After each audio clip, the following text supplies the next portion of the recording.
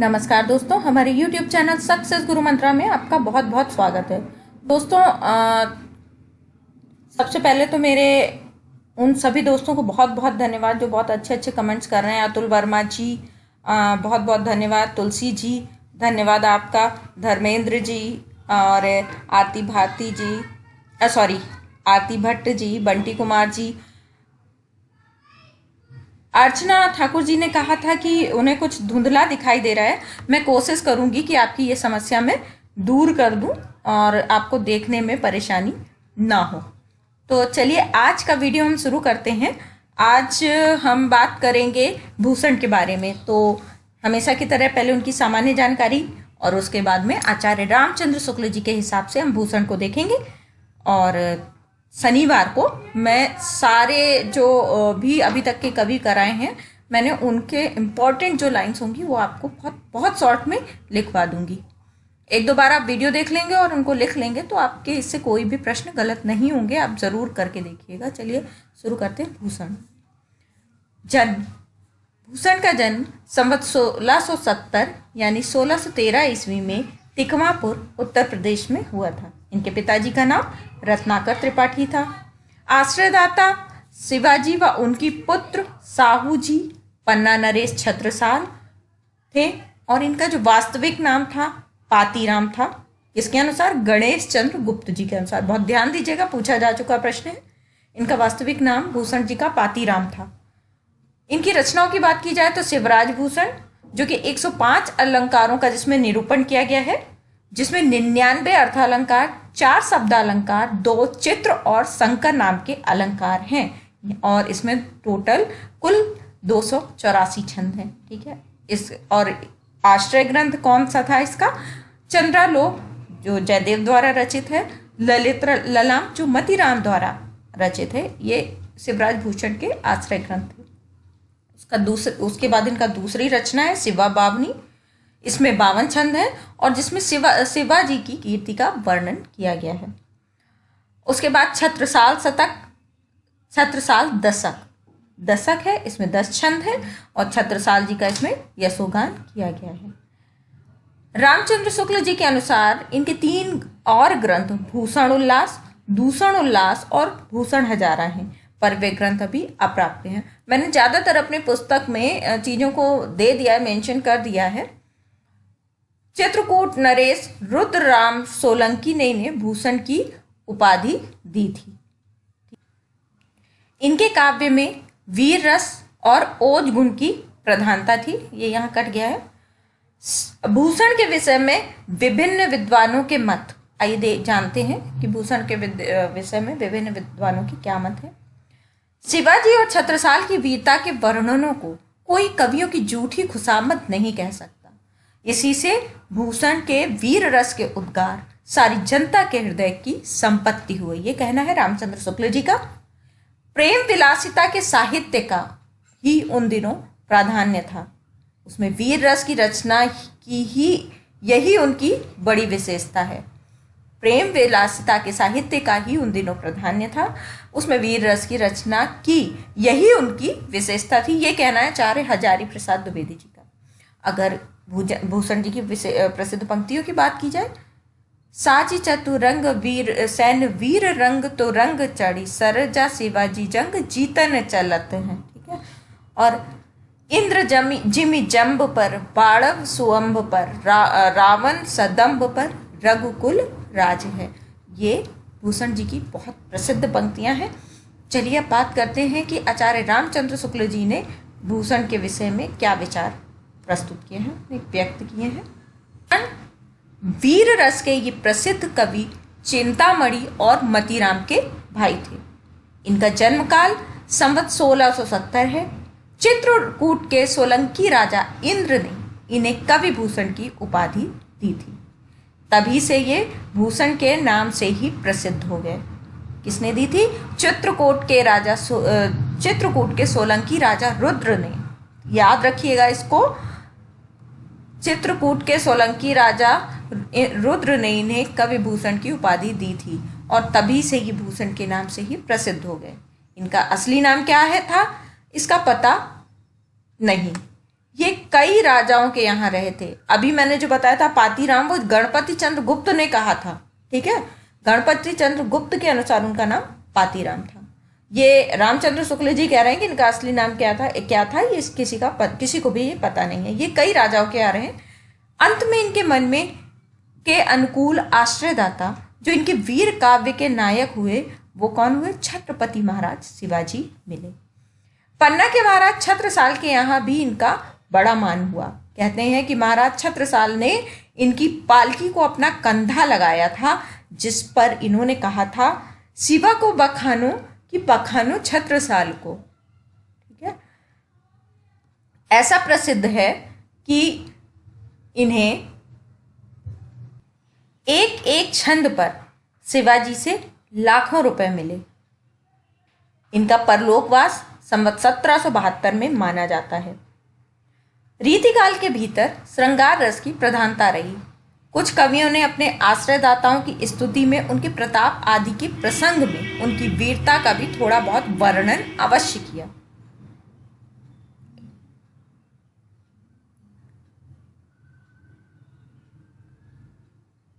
पर वह शुष्क प्रताप प्रथा पालन के रूप में ही होने के कारण ध्यान देने योग्य नहीं है। ऐसे वर्णनों के साथ जनता की हार्दिक सहानुभूति कभी नहीं हो सकती थी। पर भूषण ने जिन दो नायकों की कृति को अपने वीर काव्य का विषय बनाया, वे अन्याय दमन में तत्पर हिंदू धर्म के संरक्षक तो इतिहास प्रसिद्ध वीर थे। इनके प्रति भक्ति और सम्मान की प्रतिष्ठा हिंदू जनता में उस समय भी थी और आगे भी बराबर बनी रही या बढ़ती गई। इसी से भूषण के वीर रस के उद्गार सारी जनता के हृदय की संपत्ति हुए। ये जो पंक्ति है ये विशेष महत्वपूर्ण है, इसको ध्यान रखिएगा।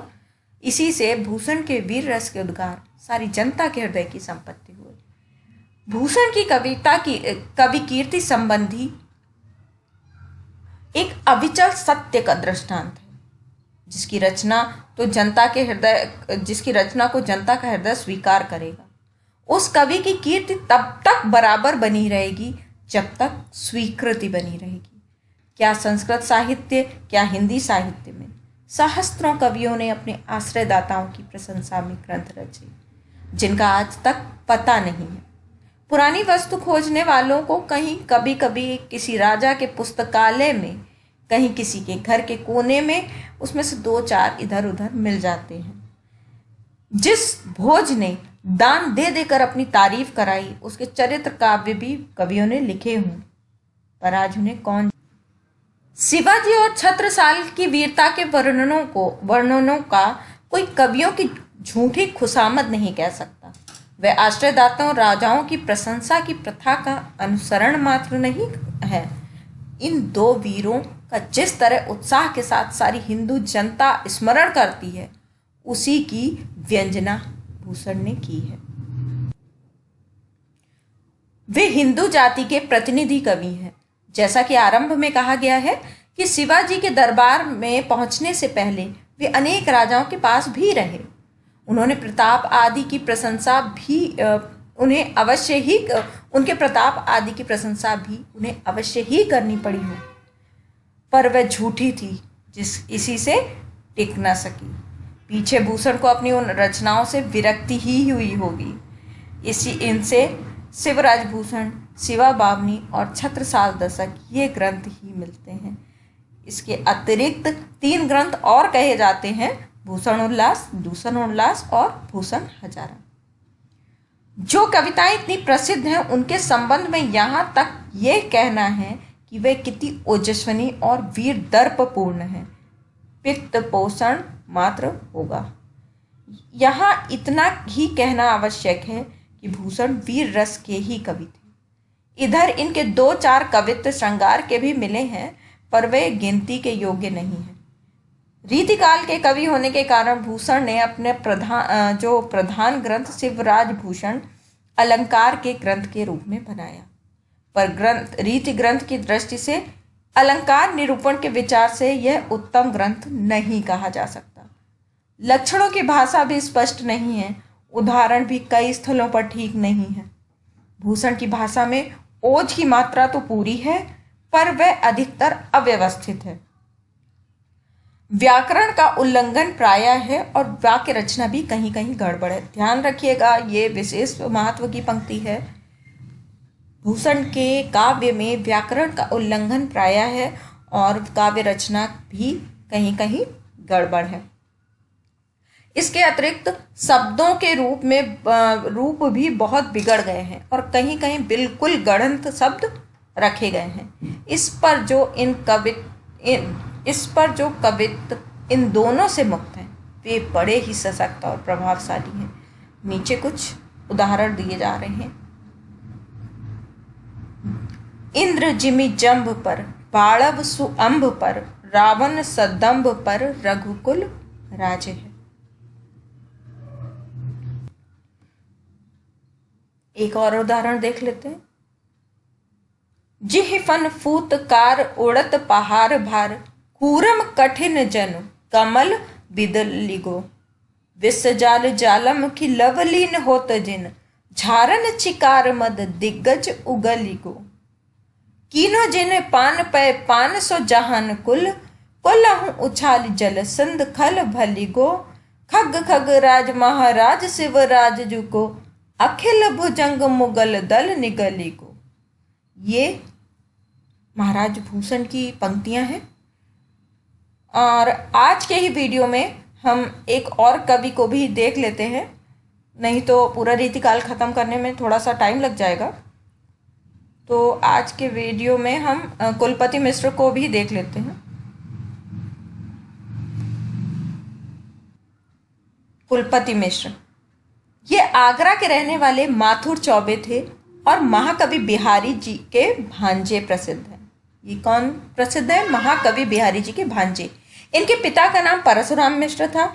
कुलपति जी जयपुर के महाराज जय सिंह, जो बिहारी के आश्रयदाता थे, के पुत्र महाराज राम सिंह के दरबार में रहते थे।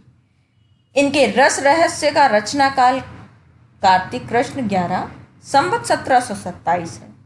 अब तक इनका यही ग्रंथ प्रसिद्ध और प्रकाशित है, पर खोज में इनके निम्नलिखित ग्रंथ और मिले हैं।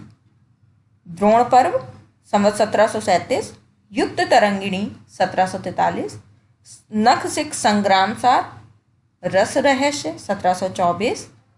ध्यान रखिएगा क्योंकि रामचंद्र शुक्ल जी की बुक में दिए हैं तो पूछे जा सकते हैं। कुलपति मिश्र जी के जो ये और भी ग्रंथ हैं, इसमें ये द्रोण पर्व विशेष ध्यान रखिएगा।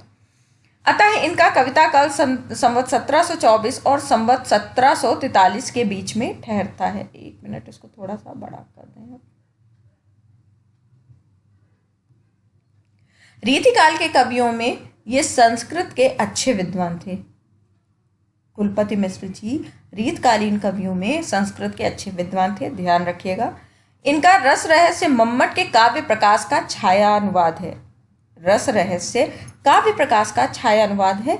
साहित्य शास्त्र का अच्छा ज्ञान रखने के कारण इनके लिए यह स्वाभाविक था कि प्रचलित लक्षण ग्रंथों की अपेक्षा अधिक प्रौढ़ निरूपण का प्रयत्न करें।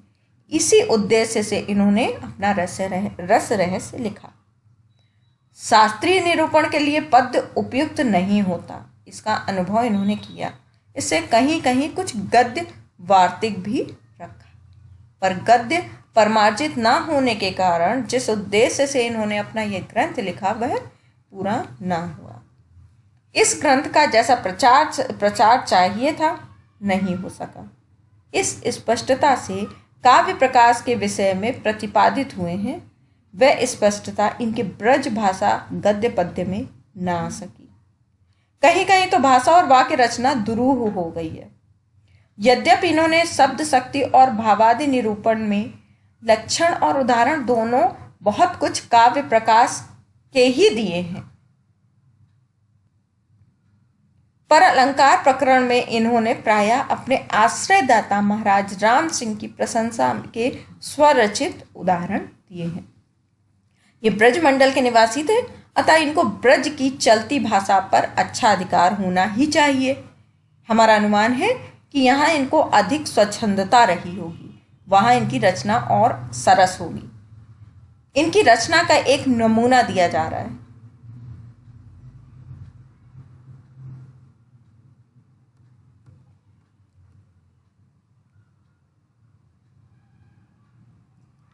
चलिए उदाहरण देख लेते हैं। ऐसी ये कुंज बनी छव पिंज, रहे अली गुंजत यों सुख लीजिए। नैन विशाल ये बनमाल, बिलोकत रूप सुधा भरी पीछे। जामिनी जाम की कौन कहे, जुग जात न जानिए जो छिन छीजे। आनंद यों उमग्योई रहे, पिय मोहन को मुख देखबो कीजिए। तो ये कुलपति जी मिश्र जी के बारे में जो भी रामचंद्र शुक्ल जी ने कहा वो मैंने यहाँ आपके सामने प्रस्तुत कर दिया।